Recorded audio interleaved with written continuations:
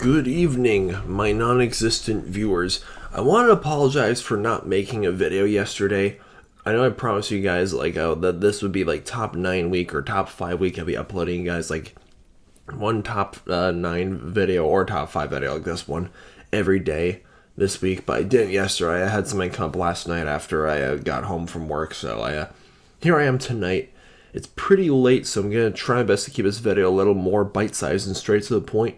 But this has been an annual tradition on my channel ever since 2019 when I did I made my top 5 favorite movies of 2009 video to honor the films that were turning 10 years old that respective year. And ever since then, I've been doing another video or for 2020 I did my top 5 movies of 2010. Then 2021 I did my favorite movies of 2011, and 2022, I did my favorite movies of 2012. And last year, this last January, when I was still living in Nebraska, I made my top 5 favorite movies of 2013 honor the films that turned 10 years old this year. So today I'm going to be making my top 5 movies of 2014, and tomorrow or sometime this weekend I'm going to do my top 5 movies of 2004.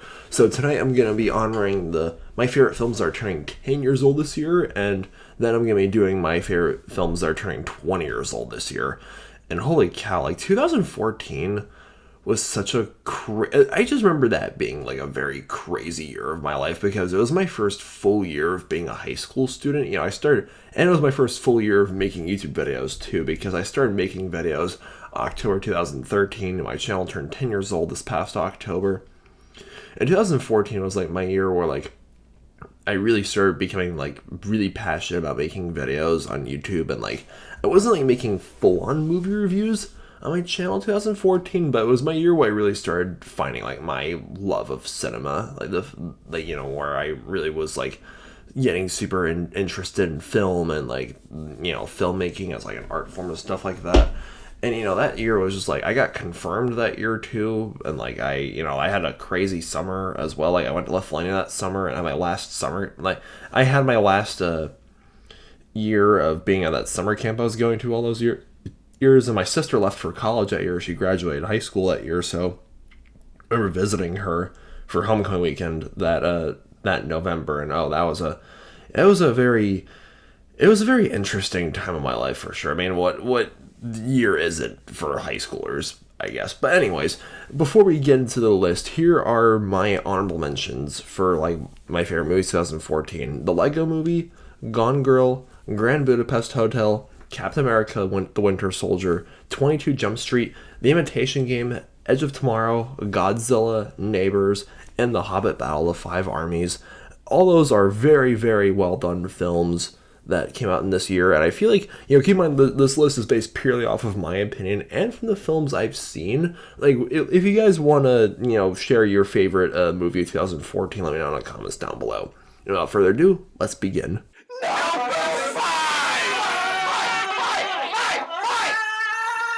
Kicking off my list for my number 5 spot goes to How to Train Your Dragon 2.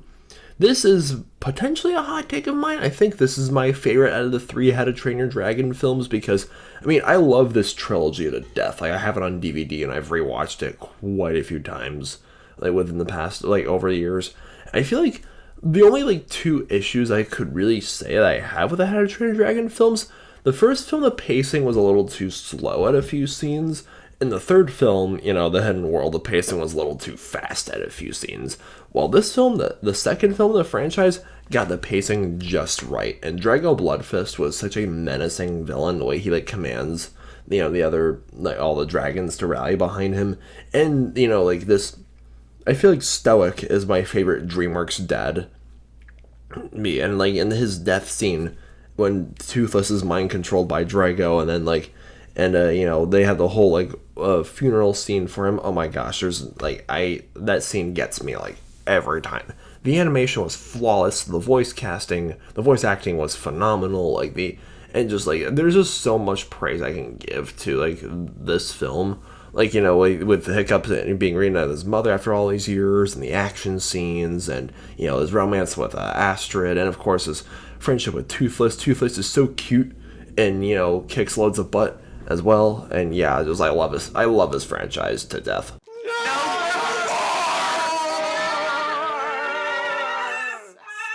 My number 4 spot goes to Dawn of the Planet of the Apes. I'm very happy to see that this coming year, 2024, for this film's 10th anniversary, we're getting the 4th installment in the rebooted Planet of the Apes franchise. Like, Dawn of the Planet of the Apes, like, my man Andy Serkis, just like, Academy, wake up. He is the king of motion capture. Him as Caesar, him as Gollum in The Lord of the Rings, him as King Kong in the Peter Jackson remake in 2005. Like, this guy just... the voice capture just would not be the same without Andy Serkis. You know, with his performance as Caesar, like how he's learning to speak, and you know, you see the start of this, like, this, I guess, this post-apocalyptic world where the simian flus like wiped out lots of the human population, and the apes are building their own societies. And like Kobo is such a sympathetic villain, the bonobo, that like goes on a killing spree throughout the film.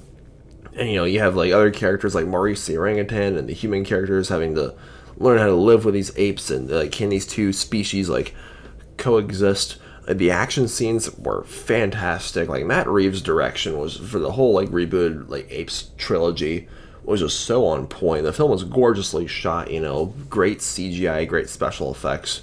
And yeah, also you have apes on horses. Like, seriously, what more do you need? Ooga chaga ooga ooga ooga chaga ooga ooga ooga chaga ooga ooga. I'm bam bam hooked on a feeling, da da da da. I'm high on believing. Guardians of the Galaxy is number 3. Oh my goodness, I was playing that song earlier today when I was driving to my mom was in town today. We went to New York City. We had a little like mother-son excursion, and we went to Metropolitan Museum of Art. Oh my god, I cannot speak tonight. Forgive me. And yeah, I played this song while I was driving to the place she's staying at to pick her up. Yeah, it's my winter playlist. Yeah, the Guardians of the Galaxy, I think this and the 3rd installment, I mean, you know, the second film's pretty good too, but like this, the first Guardians of the Galaxy film and its second sequel are like honestly up there for like my favorite MCU movies of all time. Like, you have Chris Pratt as Star-Lord, Zoe Saldana as Gamora, and like Dave Bautista as Drax, and Vin Diesel as Groot, and you know, Bradley Cooper as you know, Rocket the Raccoon. Just so many phenomenal performances. The soundtrack is just so good, and James Gunn's direction and the writing and the characters and the laughs and the CGI, the special effects. Like, man, they really, I know the MCU is like really past its golden age, but like this was like 2012 through like 2019 was just like the golden age for Marvel films. And I really wish we could go back to relive those glory days. I feel like the franchise is kind of like fallen off its high horse. I mean, 2023 was a very like hit or miss year for Marvel movies. And if you've seen both my videos, like giving my favorite movies of the year and also my worst movies of the year, you probably know that. Like, I just hope Marvel can find its glory days once more.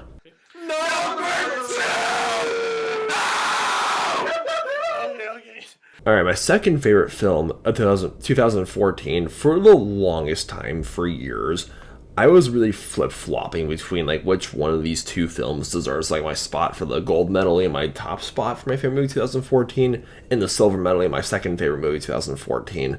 But ultimately, for my second favorite, you know, my number 2 choice goes to Birdman. And for a while, I was like kind of considering this to be like the superior film, my number 1 choice. But ultimately, like, I'll explain better. I'll explain why more when we get to my number 1 spot. But Birdman is just oh man, I always forget to pronounce his name. The director, like the cinematography for this film. This film is just one consecutive shot, and that was the first time I'd ever seen it. This is not the first movie to have been like where the whole film was one consecutive shot. But it was the first time I had seen a film done that way when I saw this movie in theaters way back. I think it was, I saw the movie like around the holidays. Yeah, like Michael Keaton as the titular Birdman was just so good, as well as Edward Norton and Emma Stone in this film too. It's just so great. I love Emma Stone. She's one of my favorite actresses.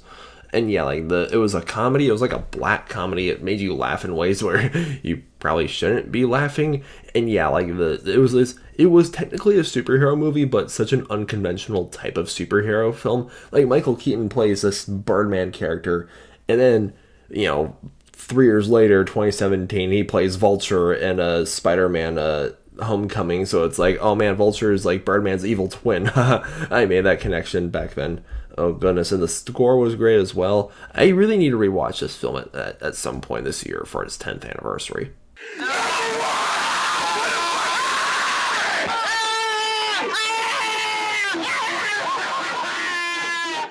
Alright, alas, my number one spot. My favorite movie of 2014, my pick for the best film that came out, like that's turning 10 years old this year, is Whiplash.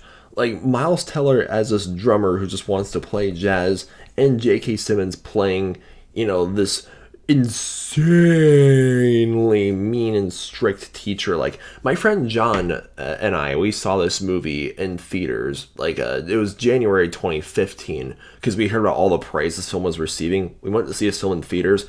He and I were like, our jaws just like, this was literally the most jaw-dropping experience I had in a film. Like, J.K. Simmons made us laugh very uncomfortably.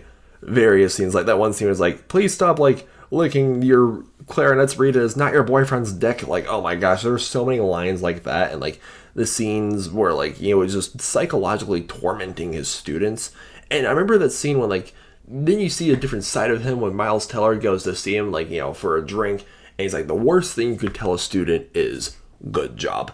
Those two words in my head, when I hear people say it to me in a sentence, good job, I kind of cringe now that I hear that. Like, that's how powerful this film's writing was. The writing was just so great. The soundtrack, the sound editing, like the cinematography, like, it's such an intense film. And J.K. Simmons, oh my man, he's one of my favorite actors. Like, he so deserved the Oscar for Best Supporting Actor. I was so happy to see him win.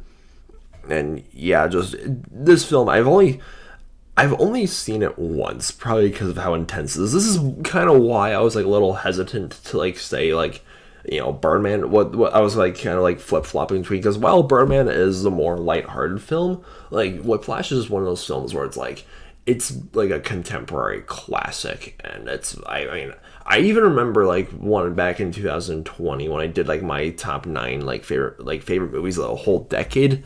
This cracked my top 9 like best films of the 2010s, and I meant that. All right, so there you guys have it. My favorite movies of 2014. Like I said at the start of the video, if you have your own list of your favorite movies 2014, let me know in the comments down below, and subscribe to my channel, please.